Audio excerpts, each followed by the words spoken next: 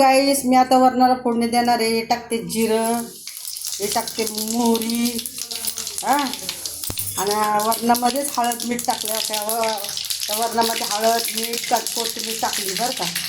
बघा आता फोडणी बघा कशी बसते.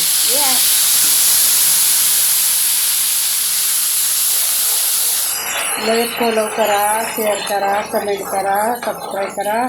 लय मस्त वरण बनवलं. 2 दिवस सोनं आजारी पडलं वरून लय मस्त बनवतं याला.